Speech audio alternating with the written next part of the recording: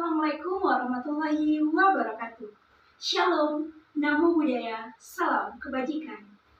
Halo semuanya, selamat pagi, siang, sore, ataupun malam, tergantung bagaimana kalian menonton video ini ya.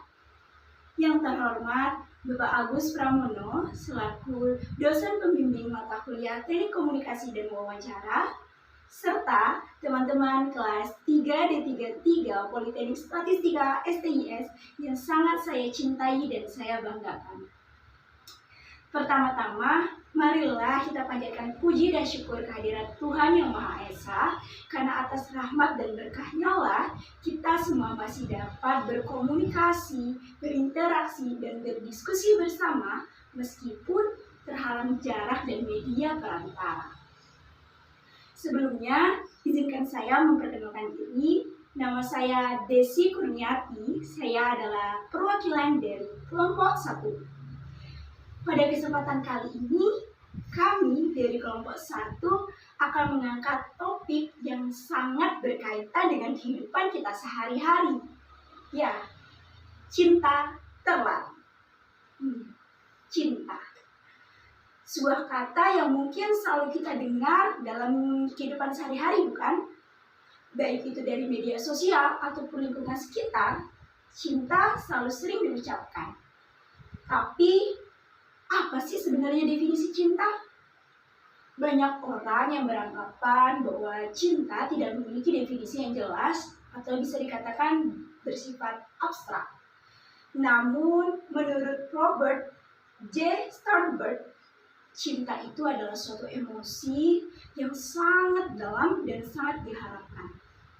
Karena cinta, seseorang bisa melakukan apa saja atas dasar nama cinta. Karena cinta pula, seseorang bisa beranggapan lebih baik mati daripada harus kehilangan cinta. Yang meskipun ada pepatah yang mengatakan ketika kalian berani mencintai seseorang, maka kalian juga harus berani untuk kehilangan. Namun, pepatah ini sangat sulit untuk diterapkan, bukan? Terutama bagi mereka yang terjebak dalam cinta terlarang. Mungkin bagi sebagian orang, cinta terlarang itu ketika kita mencintai seseorang yang seamin tapi tak seiman. Sehingga restu kedua orang tuanya tak kunjung kita dapatkan. Tapi terdapat satu lagi cinta terlarang yang mungkin sangat berat dan sangat kompleks, yaitu ketika kita mencintai seseorang yang sudah seamin dan seiman tetapi sesama gender. Ya, cinta sesama gender biasa kita kenal dengan sebutan LGBT. LGBT sendiri itu merupakan singkatan dari lesbian, gay, biseksual, transgender. Kata LGBT ini pertama kali pada awalnya tahun 1990 itu digunakan untuk mereka-mereka yang melakukan homoseksual. Tapi seiring berkembangnya zaman, LGBT ini sudah lebih dari melingkupi orientasi seksual dan beragam identitas gender. Pada masyarakat Indonesia sendiri, LGBT ini masih menjadi perdebatan dan masih menjadi pertentangan di mana-mana. Hal ini sangat berkaitan erat dengan adat istiadat di Indonesia yang sangat melarang perilaku LGBT. Namun bagi mereka yang beranut LGBT, itu menganggap bahwa LGBT itu merupakan suatu hak asasi manusia yang harus diperjuangkan.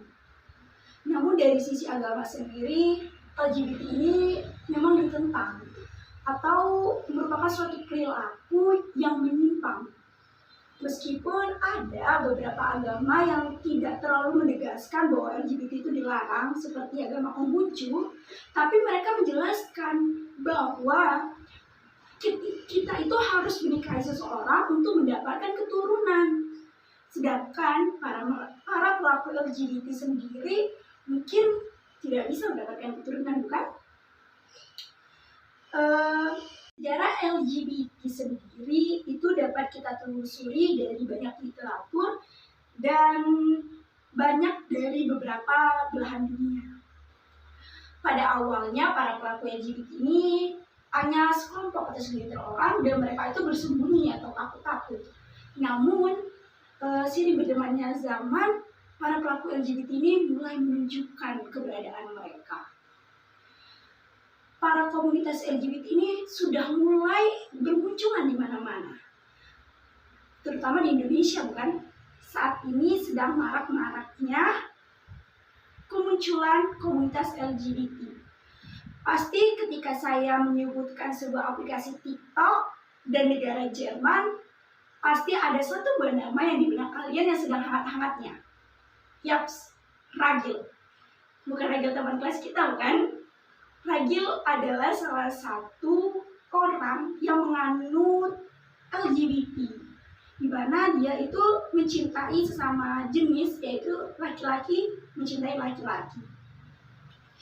Perkembangan media sosial untuk penyebaran para keberadaan komunitas LGBT ini indikasikan bahwa kemunculan komunitas LGBT di Indonesia semakin mudah kita dapatkan. Informasi-informasinya dapat kita peroleh baik itu dari Instagram, Twitter, ataupun aplikasi TikTok. Banyak sekali perilaku-perilaku yang seharusnya tidak diumbar oleh para pelaku LGBT itu menjadi tontonan masyarakat atau publik. Sehingga hal ini perlu menjadi perhatian khusus pada era globalisasi saat ini tentu saja. Karena menurut penelitian ada beberapa faktor penyebab seseorang bisa terkena LGBT. Yang pertama adalah adanya faktor kelainan genetik, di mana misalnya seseorang itu ada kerusakan pada kromosom X yang menyebabkan dia itu mencintai seseorang mungkin sesama perempuan, atau mungkin adanya kelainan genetik lainnya. Namun faktor kedua yaitu adanya faktor lingkungan sekitar yang menyebabkan seseorang akhirnya terkena LGBT. Perkembangan media sosial ini dapat menyebabkan seseorang semakin menganggap bahwa LGBT sesuatu yang normal atau wajar dilakukan, sehingga orang yang seharusnya normal dari segi genetik mungkin saja bisa terkena perilaku LGBT ini. Oleh karena itu sangat diperlukan media atau hal-hal yang menyebabkan kita harus menghentikan penyebaran informasi-informasi terkait LGBT ini yang menganggap ini merupakan suatu hal yang wajar atau normal. Ada beberapa cara yang dapat kita lakukan untuk terhindar dari perilaku LGBT. Seperti yang pertama, semakin mendekatkan diri kepada Tuhan. Yang kedua itu menanamkan kepada diri sendiri bahwa perilaku LGBT itu memang perilaku yang menyimpang dan tidak baik untuk diterapkan. Serta yang ketiga, kita harus bijak dalam menggunakan media sosial, terutama media sosial yang memberikan informasi-informasi berkaitan dengan komunitas LGBT ini. Sehingga perkembangan komunitas LGBT ini dapat ditekan atau mungkin dapat dihilangkan dari keberadaan masyarakat. Karena memang kita tahu bahwa LGBT ini sesuatu hal yang tidak baik, baik itu dari segi adat istiadat maupun dari segi agama. Mungkin itu saja yang dapat kami sampaikan. Kami berharap dengan video ini dapat memberikan pengetahuan bahwa kita harus lebih bijak dalam media sosial, terutama informasi tentang LGBT, karena ingat, cinta terlarang terberat itu ketika kita sudah seiman dan seamin tapi sesama gender. Akhir kata, kami dari kelompok 1 mohon apabila terdapat kekurangan. Terima kasih banyak atas perhatiannya. Wassalamualaikum warahmatullahi wabarakatuh. Sampai jumpa.